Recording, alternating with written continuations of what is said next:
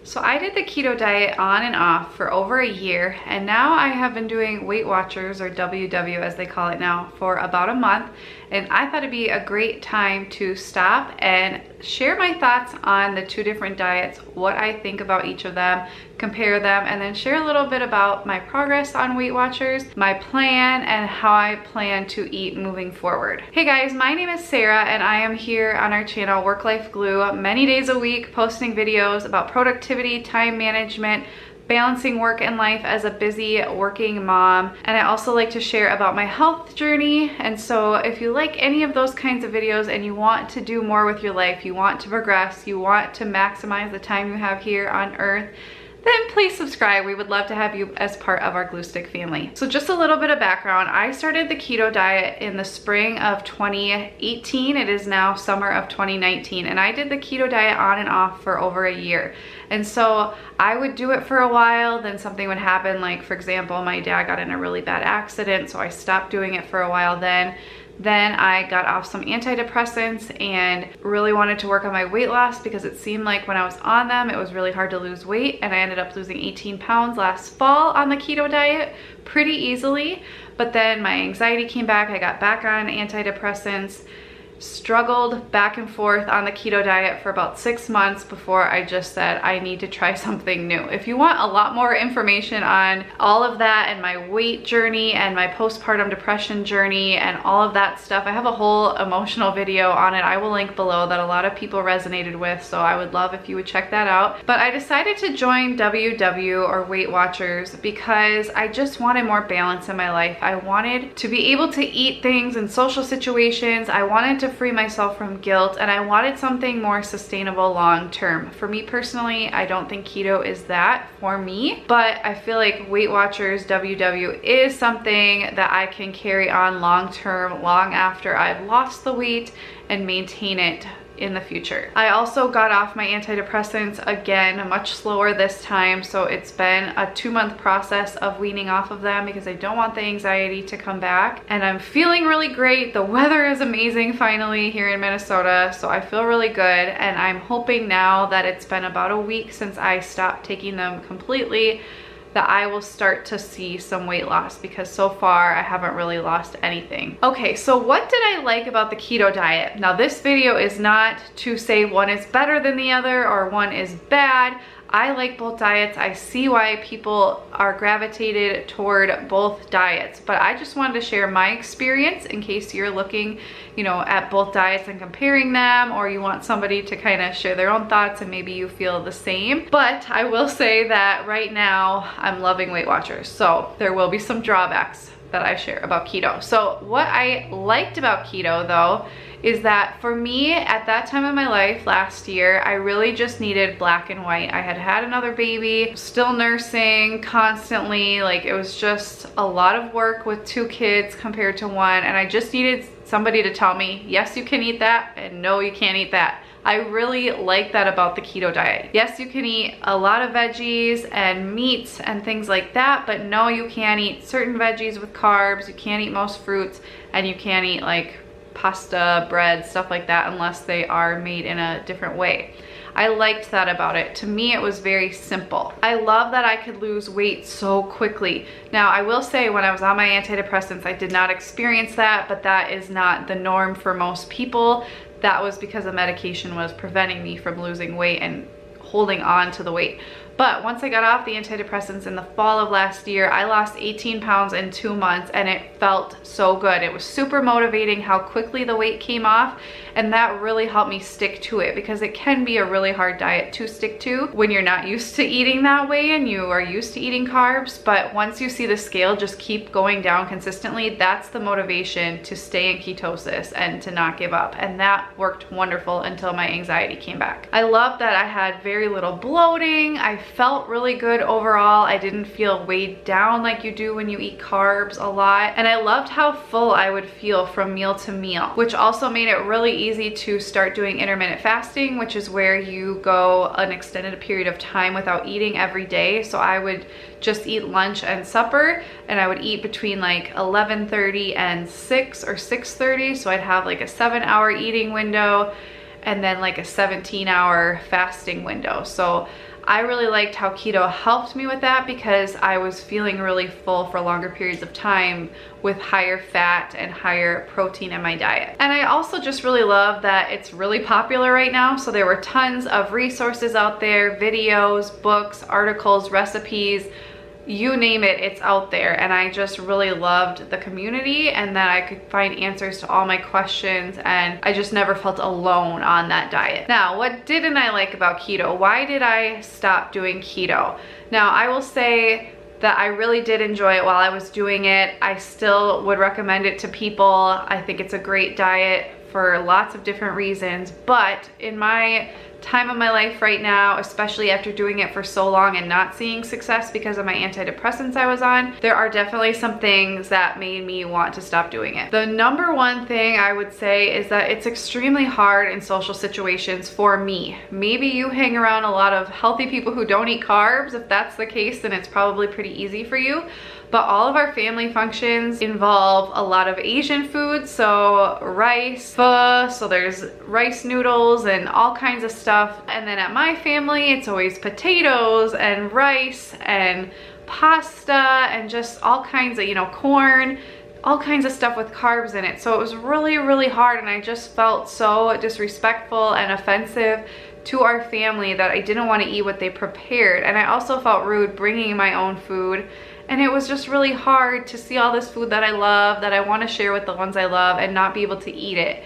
And a lot of the times, it wasn't like I could separate out the food. It wasn't like they had a cheese platter or something. It was like, nope, this is the soup and it's already made this way, or this is the pasta dish and the meat and the cheese is already mixed in. And so it was just really, really hard. And a lot of times I didn't know what to expect.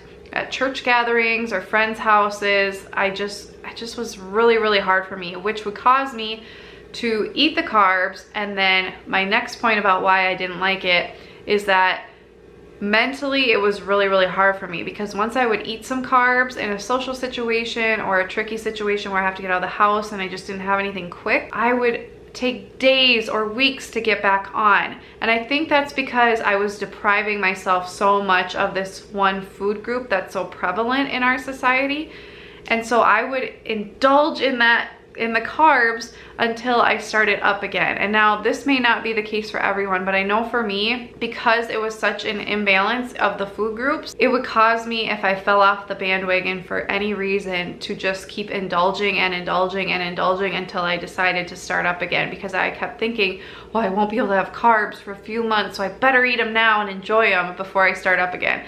And that's just really not a healthy way of eating, and that's not the keto diet's fault per se, but I think a lot of people who do the diet end up struggling with that or start out struggling with that, so it's worth mentioning. I also didn't like that it was really hard with kids, because I'd always have to make myself a pretty much separate meal or adapt their suppers to fit mine, and I didn't, I could do it, but it was really hard. And then I was tempted with the carbs because I'm cooking for children all day as a daycare provider, and part of a balanced meal for the kids is some kind of starch or grain or carb, and then I had to say no to those things. So just being surrounded by them all the time, just in the way my life works, was really hard. And I also think just the way the diet works can be really hard mentally and emotionally as well, because the science behind it is, if you are eating under 20 grams of carbs, or give or take, depending on your body type and whatnot, you get into ketosis, and that helps you burn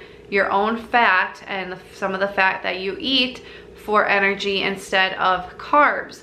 And that's what helps you lose weight really fast. And knowing that, if I ever slipped up, I felt like such a failure, because I knew I kicked my body out of ketosis and I'd have to start all over again. And I think that all or nothing mentality can be really, really hard, especially since I already was dealing with anxiety. I didn't want to feel like such a failure. Okay, so why did I end up switching? Because there still are a lot of great things about keto. I decided to switch because I wanted more balance. I wanted something sustainable. I wanted to be able to eat very similar things to my kids, so I'm not feeling like I'm depriving myself all the time, and I just wanted something that I could adapt to my life better. I also switched to Weight Watchers, or WW in particular, because I wanted a community. I wanted something simple.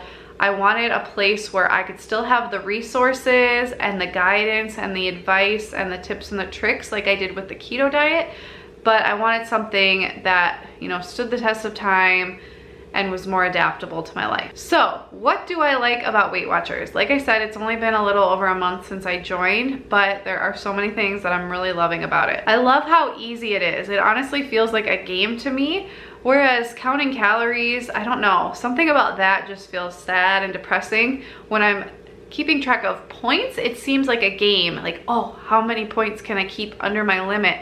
And you've got weekly points and daily points, and it's just very simple, easy, straightforward. I can look at a food and say 2 points, 5 points, 8 points, 10 points, and it just makes it super simple. I don't have to worry about fat content or fiber or anything like that. I just think about the points, and it really helps. And I think having the 0 point foods really helps too, because I really love the number 0 when it comes to the point value of food. So I'm more drawn to those healthier choices, the fruits, the vegetables, the lean proteins, the Greek yogurt, that kind of stuff. So it really helps me make those choices easily. I also just love how many 0 point foods there are. I think there's over 200 to choose from. I just think that's super simple, super easy. If you're still hungry, find a fruit, find a vegetable, find a quick snack that is 0 points, and you don't have to worry about it. It's guilt-free. I also love the app. That also makes it super simple and easy. It's clean, it's sleek, it's easy to use. I can track my progress in that. I can scan my foods so I know exactly how many points they are. I can build a recipe in there. I can search for foods. I can go to the restaurant category and search at different restaurants, which is super handy. I can connect with others, and I can also win things. Like, I think that's so fun. The more times you engage in the app, you track your meals, you track your fitness, you connect with others, the more points you get or wins, and you can cash them in for prizes, which I think is really fun. I also love the meetings, or they call them workshops now. I didn't know if I would like them. I was very apprehensive to try them, and I thought it'd be just a headache fitting them in with small children. But I've made it work. I've made it a priority. When I'm able to go, either I will take my kids with me and just hope for the best, or my husband will work it into his schedule where he can watch them while I go. I usually go Saturday mornings, and I just love the accountability. It's like this big group of people who are all there for the same reason. There's no judgment. It's just love, advice, tips and tricks, and just really helps me with the mentality. It helps me identify with people, not feel so alone. And it's just, I don't know, it's just like this warm, fuzzy feeling I get when I go in there, and I leave feeling pumped and excited for the next week, which just makes this whole thing more sustainable long term. I also really love the idea of weeklies. Now, I will share in a second how I plan to use my daily and weekly points and how many I get, but I just really love that there's this extra amount set aside, and it's kind of encouraging you to indulge a little bit, to curb those cravings for your sweets or your really savory French fries or whatever, and fit them into your diet by using your weeklies. You're not going over, you're not ruining your diet as long as you can fit it in. I just think it's such a smarter way of looking at eating long term. And I think it's really cool that you can roll over your points. So let's say I, have 23 points a day and I only use 20 points. I can roll over up to 4 points per day into my weeklies. So in that situation, I would roll over 3 into my weeklies. And so if I did that every day, that's really beefing it up.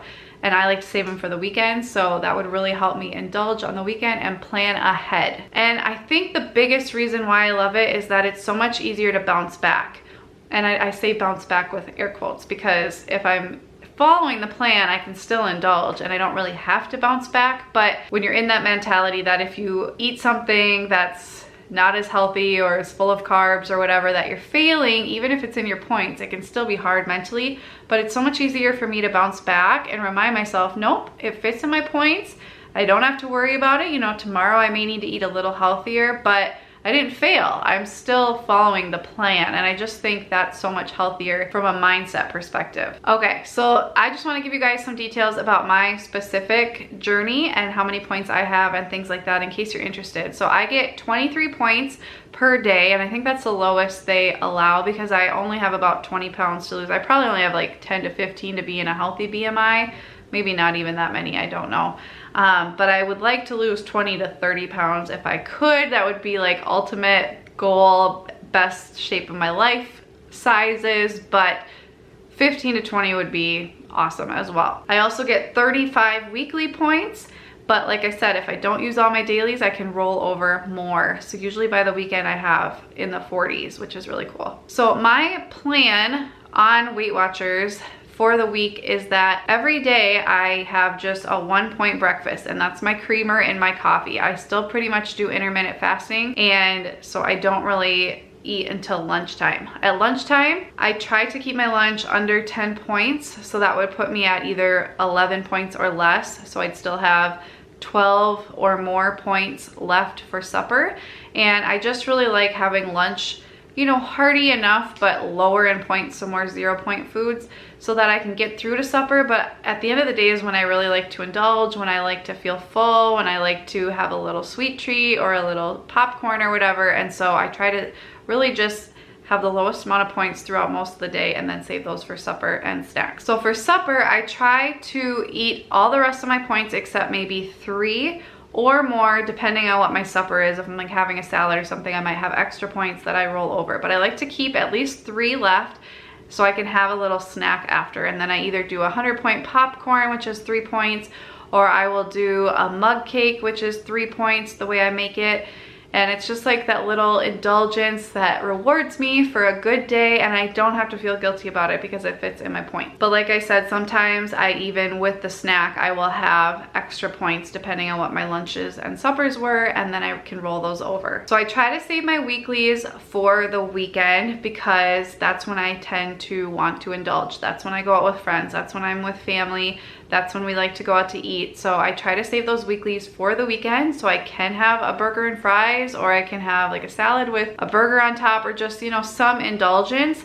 Usually for suppers, Friday, Saturday night is typically when those happen. And then all the other meals throughout the weekend, I still try to have really low points to still use a lot of my daily points for those bigger meals, but I have those weeklies to just cushion just in case. So that is everything I think about keto and Weight Watchers. Let me know, have you tried either diet? What one do you like better? Which one are you trying now? Or are you trying something completely different? And I'd love to know your approach if you are on Weight Watchers. How do you use your points? How many points do you get? How much weight have you lost? I just can't wait to find out. And like I said, I haven't lost much weight yet because I'm still coming off of my meds, but hopefully soon. I really have faith that it will work. So if you have any answers to those questions, head on over to our community tab where you can click on the thumbnail for this video and comment there. Really sorry, I've been working on getting YouTube to enable our comments again, and it just hasn't happened. It's frustrating, but thankfully we have our community tab so we can keep in touch over there. Thank you guys so much for watching. I'll see you next time. Bye guys.